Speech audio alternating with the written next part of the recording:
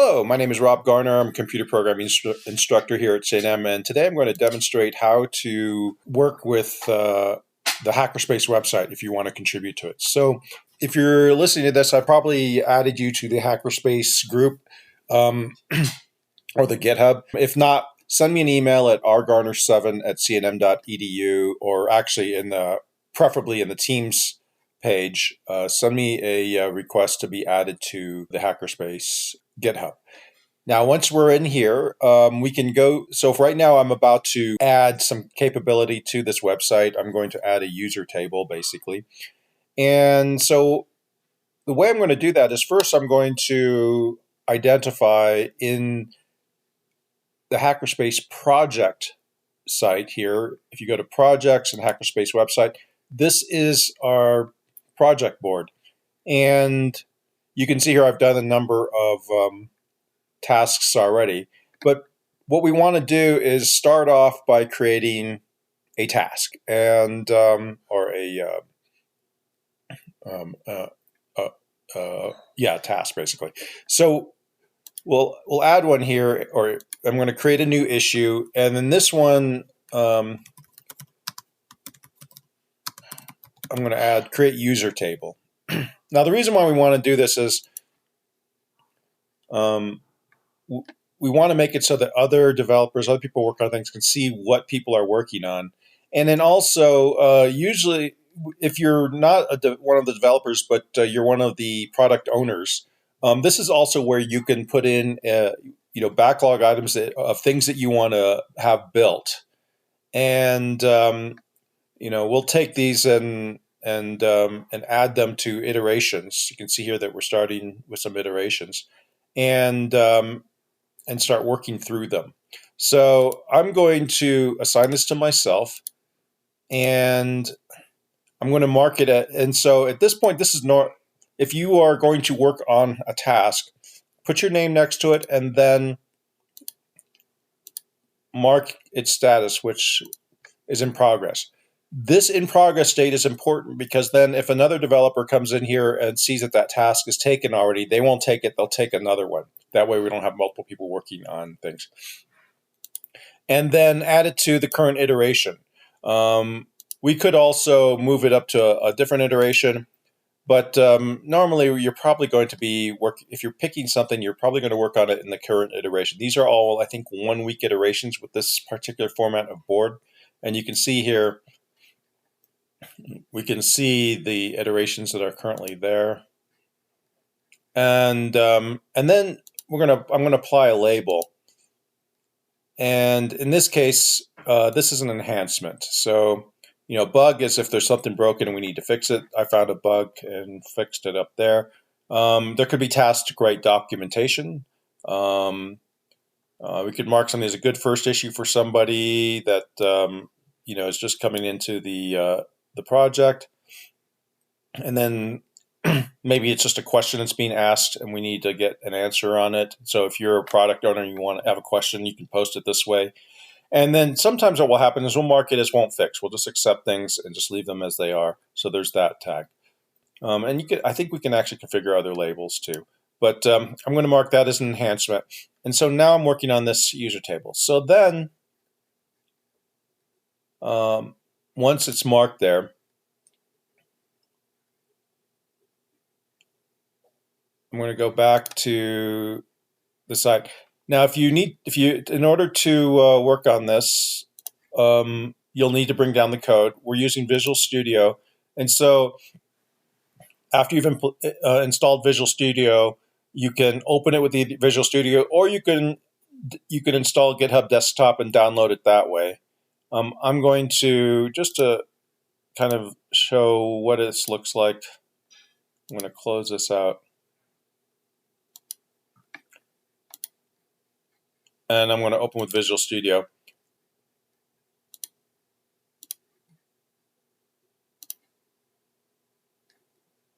And if you have Visual Studio installed, it will open it, and it will actually come in and offer to clone it. Since I already have it, I'm not going to do that. Once you already have it downloaded, you can actually go in here and and pick that repository, and it'll bring it in. Or you can, file and open it up that way. And so here's the project. Now this project is a Blazor WASM core hosted application. That means the front end is being made with C# Blazor for the front end, and we have a server application, which is basically a web API application. And I'm using SQLite as the database, so you can see there's the database. And if you need, in order to learn more about that, that's more of the topic of how to use Blazor. If you are an HTML, CSS type of person and JavaScript person, that type of work will go into the client web root directory. You can see that's where we have our CSS for the front end.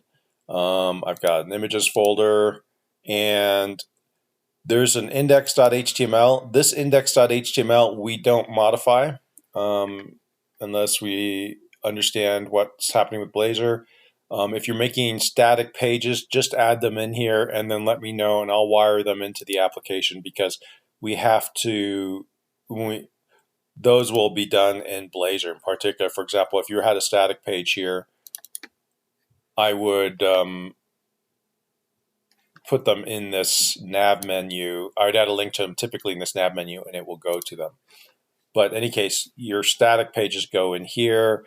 If we're changing things with the CSS, we're using, actually we have both an app CSS and site CSS. I'm going to resolve these together, but I believe app CSS is the actual CSS. This is where we can add our CSS files. Let's see, site CSS used? Yes, it is. So I think this is actually the thing that's styling our website. But I think I want to merge those together. And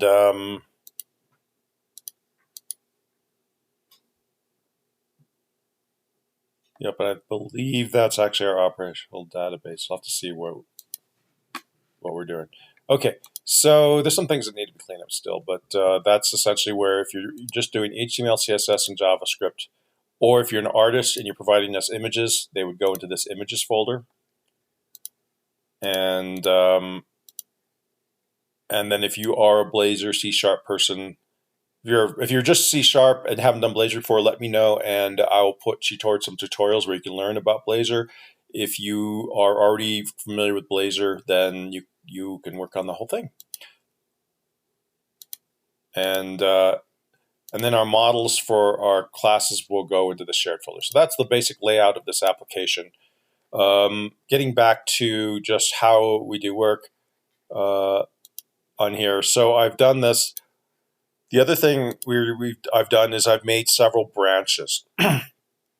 So the main branch is the pristine top level. That's the thing that's actually being deployed to the website, which is at hackerspace.emw.net.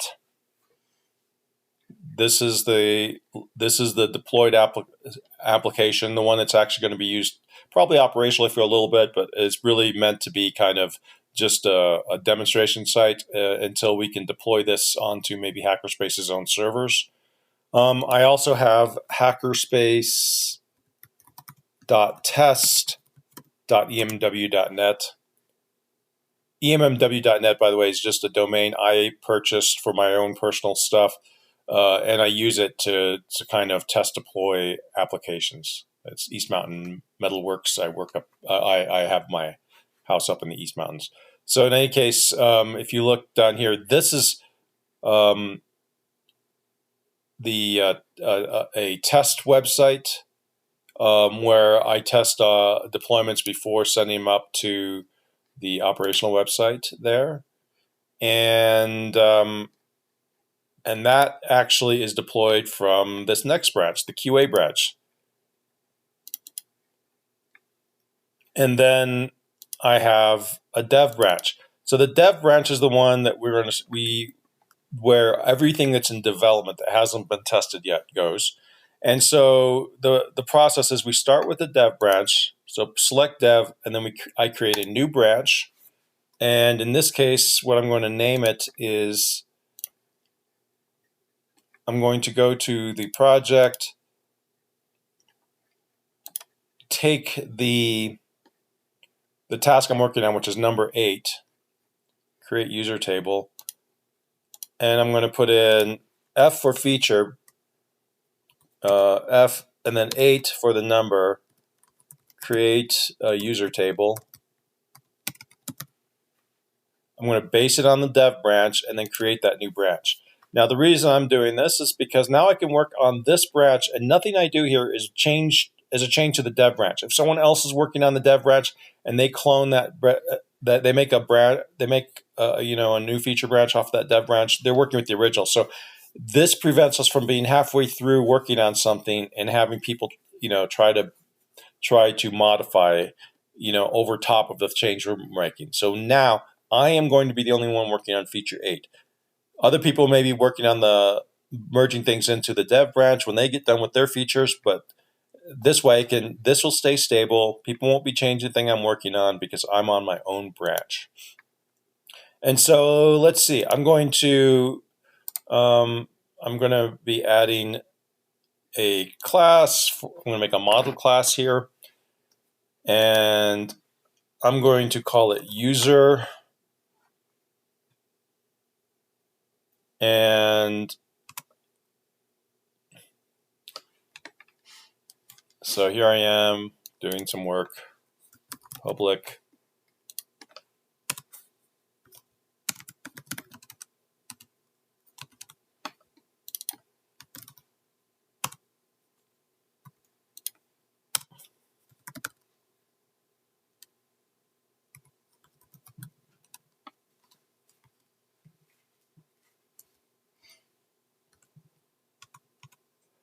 So with our user IDs, we're going to have an ID for this table, but I'm also going to have a unique ID that's we're actually going to get as a string from the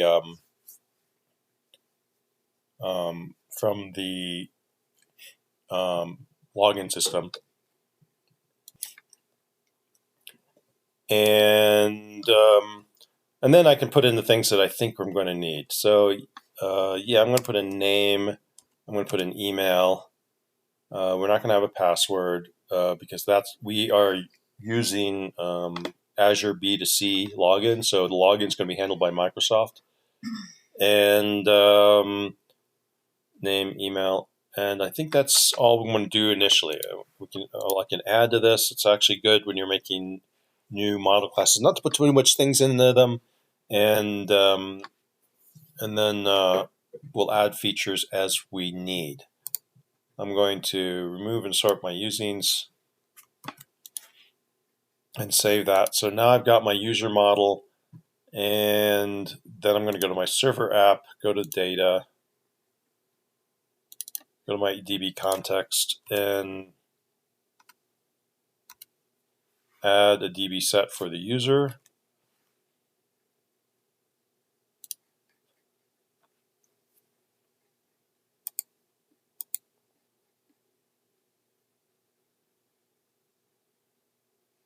And then I'm going to open the terminal for this. If you've taken my .NET class, this stuff should look familiar. And I'm going to add a migration, .NET EF migrations, add user.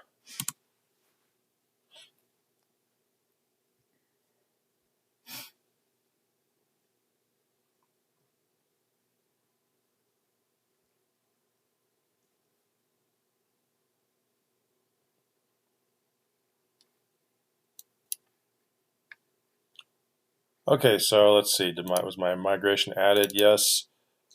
There's all the code to create this table for the up method. And then the down method would actually just drop that table. So this is what's being created. That makes sense. And then I'm going to take a look at this table. I think this is the one that's created.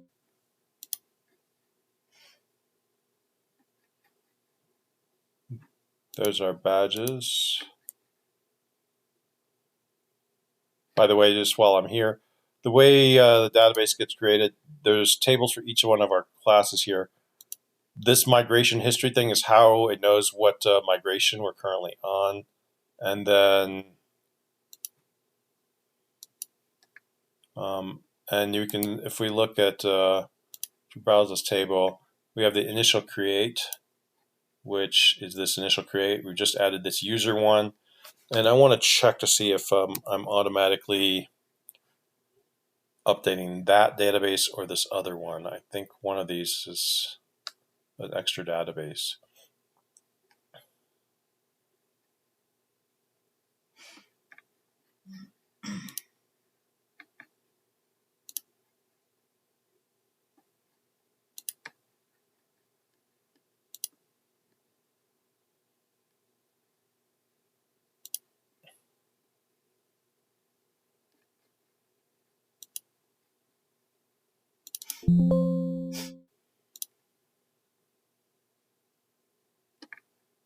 Okay, that one doesn't look like it's been modified.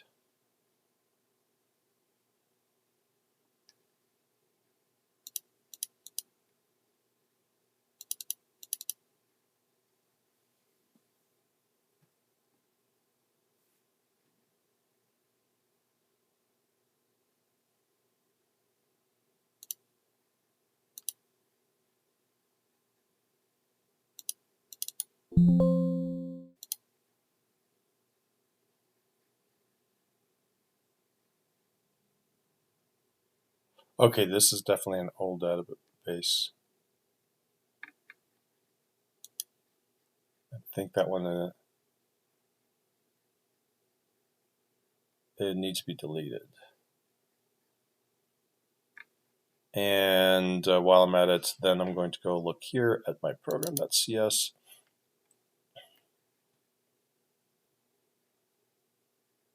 Yeah, Hackerspace DB. So that's the one. It's definitely not this one. So I'm going to delete this actually.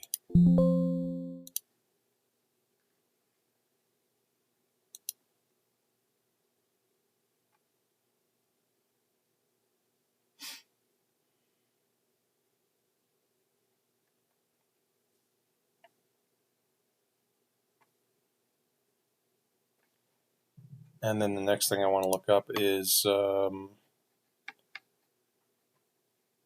how to automatically update this. Okay, so I figured out that in order to update my migrations automatically when program.cs gets initialized, I'll do this. There's arguments for and against doing this, by the way.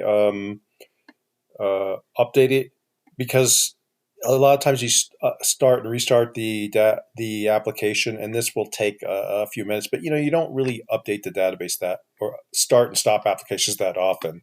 But every time you do, this will actually use a few clock cycles.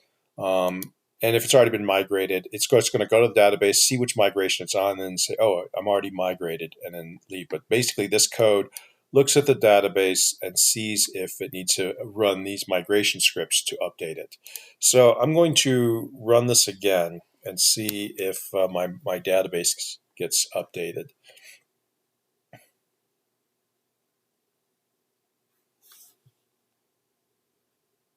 And if you don't understand this, because that's okay, I'm just putting in some code so that and trying to take care of a task that I actually need on this database. So let me just make sure it's actually running. There it is. It ran.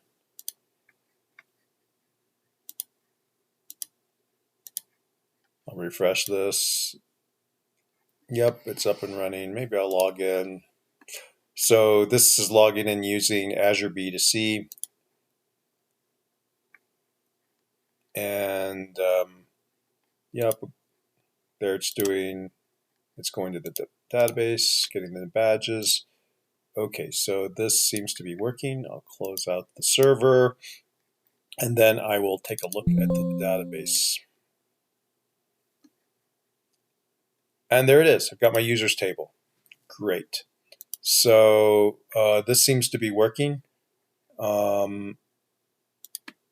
this step. So I've just made some changes. Then I'm going to say added user table to database. I've kind of tested that Eventually, what I'm going to need to do with this is, and so I've met the goal of this particular task, this feature. So having implemented that, then what I'm going to do is merge this back into the dev branch. So now that that works, what I recommend too is make sure everything's closed out before you do a merge. It just ensures that everything's there. And I also click that arrow to push the change to the server. So now I'm going to check out the dev branch.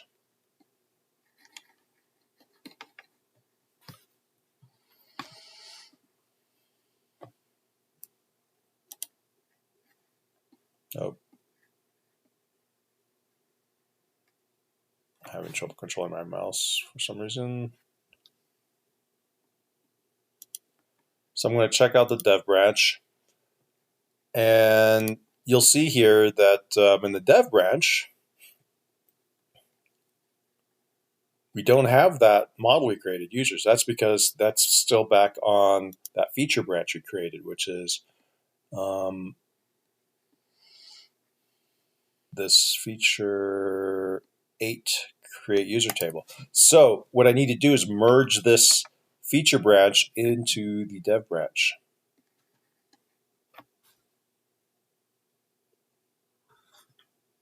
And so the way we do that is we are in the dev branch, and we select the feature branch that we want to merge into the dev branch, and then we click merge,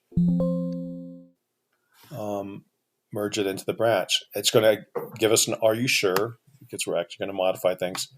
And now if we look at this, we can see there's that user table. So now the dev branch has everything that that feature branch has, plus whatever has been added in the interim. And so I'm going to run the dev branch, make sure that in case there were some changes that were put in between the time when I created my feature branch and when I merged everything back in, that nothing is broken. Okay, that ran. This runs.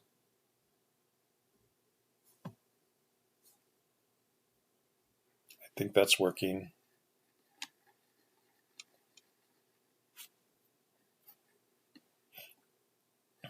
So I will shut down this, and normally probably do more extensive testing, make sure, but might open up Hackerspace DB, make sure that it added it. Yep, it added it, so I know that that works.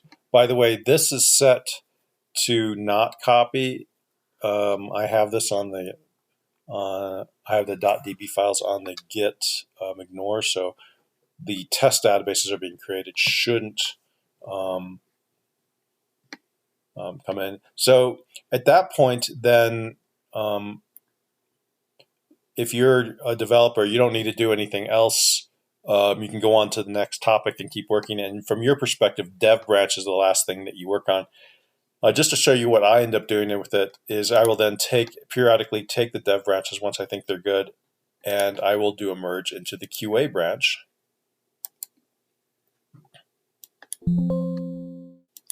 And that way, when I'm testing the QA branch, I've got something that's stable. People are now still working on the dev branch.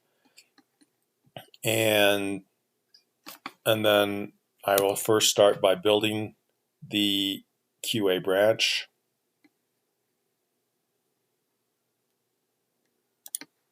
And I'll do my testing on here. There's more than this, but this is typical.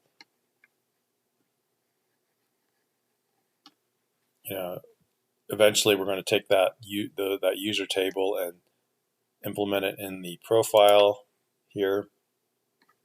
There'll be elements that the user can update for their user profile in here. And then once I'm satisfied that that works, what I will do is I will deploy it. And so the way only a few people will have the ability to deploy. Eventually, if we have this on Hackerspace's own server, we'll have other people that will push the deployment. But the way that looks is kind of like this. We have our client, our server. There's an email service for one I'm working on, and the shared which has all our models in it. But it's really the server that we deploy that actually deploys both this client and the server application. And I'm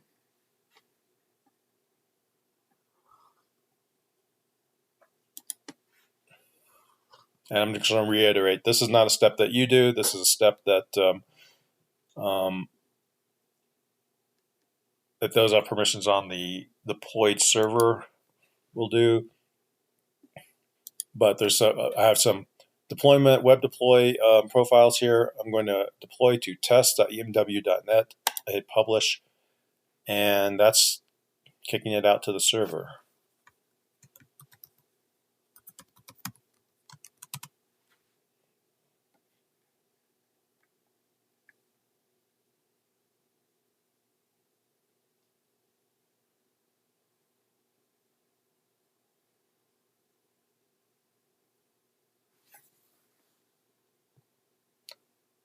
And this will take a little bit. Actually, one of the nice things about web deploy is it does a diff. It doesn't deploy everything. It just deploys the things that have changed. So that's kind of nice. And here it is. It's been deployed. This is the actual operational URL. You can actually go to this one. I look at this and I can see, okay, this isn't the most current version. Sometimes you have to hit Shift F5 to get it to reload. Yep, this is the most current version. And that Shift F5 causes a full reload. Otherwise, it's going to go with the version of the web browser that the web browser has cached. So at this point, this website is deployed to the test environment. Typically, I would leave this here for as long as we could, maybe for a couple days or so, and let people hammer on the test website, see if they find anything. If there's any problems with this, what ends up happening is I may fix it in the QA branch. Sometimes I may just post those back to any bugs found here, end up getting posted back to here and marked as bugs like this one was.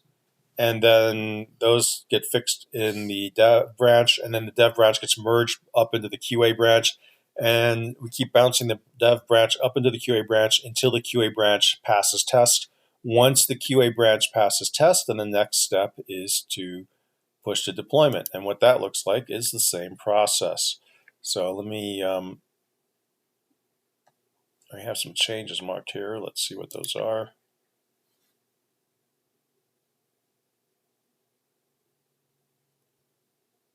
I actually don't want that. Oh, that's because of the database changes. db-sam and db.wal. This is a good opportunity to talk about the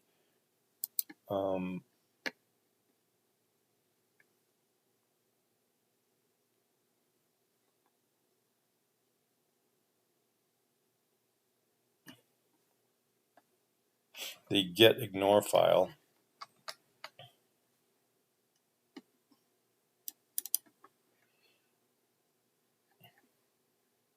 This get ignore file is actually allows us to ignore certain items. And so in this case, I'm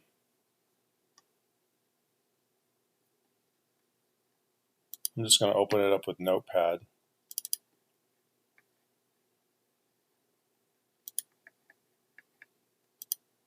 And the reason why we got some changes is if we look at the server, or let's look at changes. This db shm and db wall file need to be ignored. So the way I do that is I scroll down. I had the db file in here, but I need to add those two files.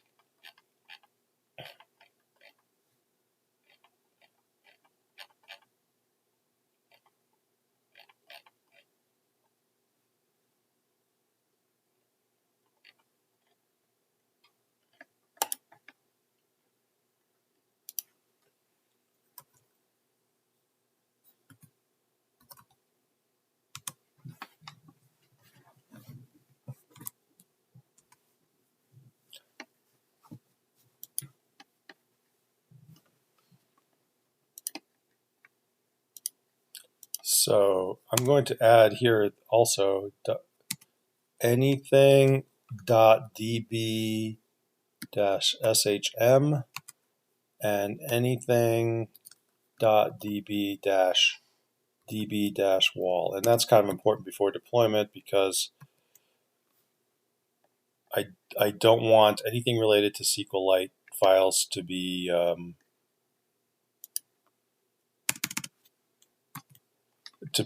changed on the server because I want the operational database to be different than the one that we use for testing.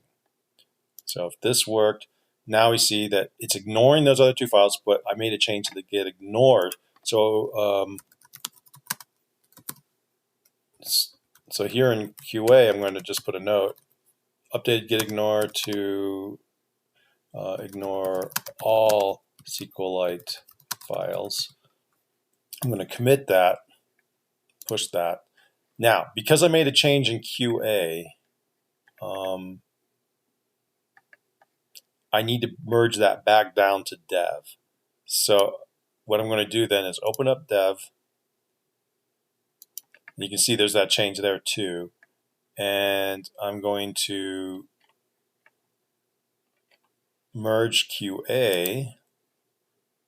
So this is, if you make any change in the upper level branch, you need to pretty much immediately merge them down to all the way down to dev. So we fixed something in QA. We're going to merge it into the current branch.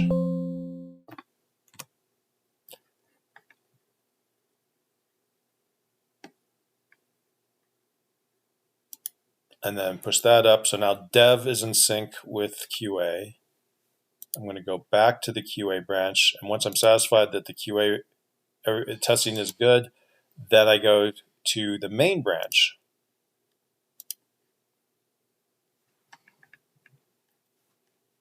And because I have changes in the QA branch, I'm going to now merge that into the main branch. So all the changes that have been made in dev that were moved up to QA, all the changes in QA are now merged into the main branch.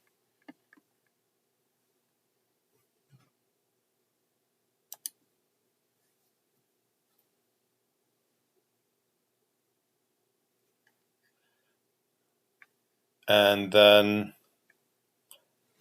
now that the main branch is updated, it's time to deploy to the main website, hackerspace.emw.net. I'm now going to publish that. And again, this is something I'll be doing, but I wanted you to see the process.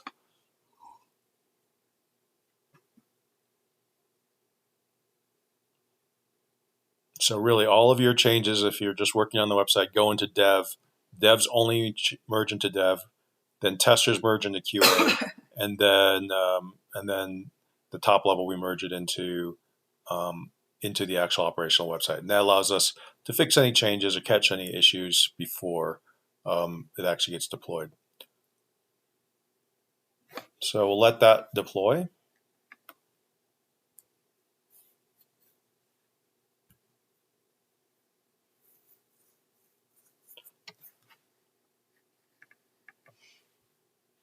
Okay, the deployment's complete there, and then we will go, and then again, just do an operational test to make sure that everything is still functioning okay. Do a login, edit profile. Okay, so everything looks like it is functioning normally. And now we've completed a cycle of development. And so that's the process again. So to review, basically, it starts off by a feature being identified that needs to be implemented. Then, if you're working on the website, you grab one of the features that was identified, and usually this happens at iteration planning. So every 2 weeks or so, I'm looking to have an iteration planning meeting with everyone who's interested in working the website. We'll actually discuss there who's going to do what, make sure everyone understands what they're doing. And then you take your task, assign it to yourself, pick the current iteration, put it in progress. Oh, and then also, since I completed this one is now done. and then identify the label. And then you go work on the website. You make your feature branch. You make your changes. You merge a feature branch at the dev, and then for your purposes, that's done. You can take the next task. Periodically, I'll test out. I'll take dev and move it to QA, and then it'll go under testing, and then the QA branch, once it passes testing. If I find any problems with the QA branch or those who want to work on the testing side, you know, you basically you find problems, you mark them as bugs, and then we keep going until all the bugs are fixed. And once the bugs are fixed, then we merge that into main, and then we deploy it. Now, the other thing that I do also is once I deploy it to main, just to make sure that we always have a pristine branch that is exactly as it was deployed. We make a release branch, and let me see, how did I name this?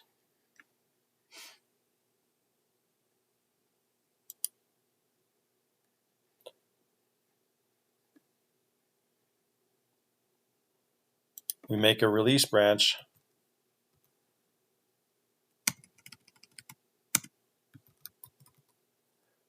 and I'm making the main. I'm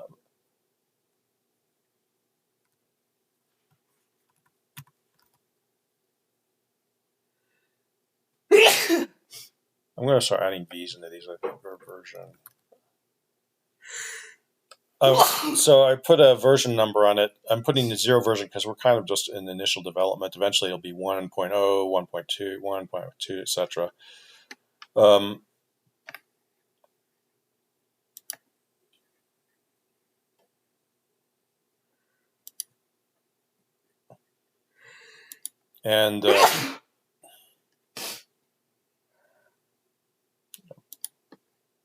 And then I'm going to create that. And so that release version, that stays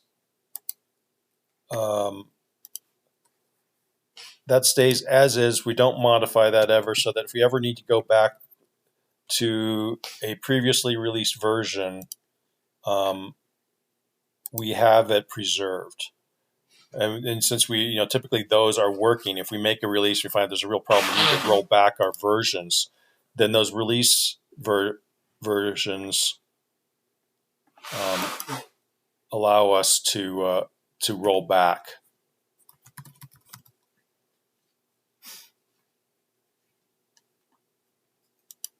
Okay, so that's the basic process. Just remember, we work on dev, make your feature branch from dev, and if you're concerned about merging back into dev after you do changes, let me know, and I can walk you through the process of doing that merge. And so you'll be going from dev, make a feature branch, make your changes, merge from your feature branch back into dev, and just keep going back and forth. And everything else will be handled then by QA and then by deployment, or operations. So that's it. Thank you very much. That's all I have for this section. If you have any questions, contact me on Teams.